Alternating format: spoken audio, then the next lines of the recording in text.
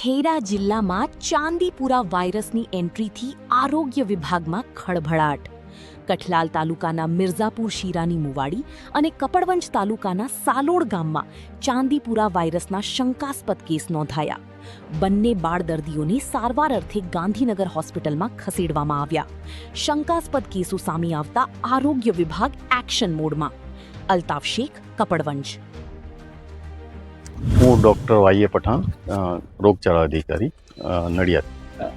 Generally જ્યારે બી વરસાદની season આવે છે ત્યારે સેન્ડ ફ્લાય જે કાચા અને મકાનોની તિરાડોમાં રહેતી હોય છે એના કરડવાથી એક વાયરસનો ફેલાવો થાય છે જેને ચાંદીપુરા વાયરસ કહે છે, જે મોસ્ટલી નાના છોકરાઓમાં, કારણ કે એમની ઇમ્યુનિટી ઓછી હોય એટલે એમને કરડવાથી એમનામાં એ વાયરસ જાય છે અને એને ચાંદીપુરા ડિસીઝના લક્ષણો, દાખલા કે ફીવર અને સાથે ખેંચાવા એવા લક્ષણો ઉત્પન્ન થાય છે.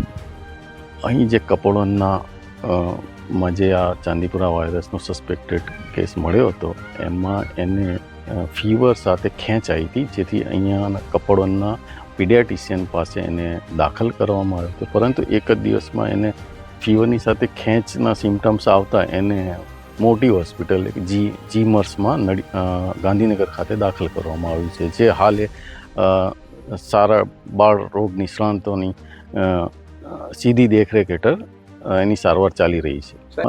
ચાંદીપુરા વાયરસ એ વાહકજન્ય એટલે કે વેક્ટર બોર્ન ડિસીઝ જેવો છે, એટલે એના માટે સૌથી પહેલાં વેક્ટરની જે ક્વોન્ટિટી છે, વેક્ટર ઘટાડવા માટે અમે ખાસ કરીને જે ઘર છે એની આજુબાજુના ઘરો છે એમાં જે તિરાડો હોય એને પુરાવવાનું, પછી એની આજુબાજુ મેલેથોન ડસ્ટિંગ કરાવવાનું અને સ્પ્રેઇંગ કામગીરી ઘરની અંદર સ્પ્રેઇંગ કામગીરી, જેથી કરીને જે સેન્ડ ફ્લાય છે એ મરી જાય.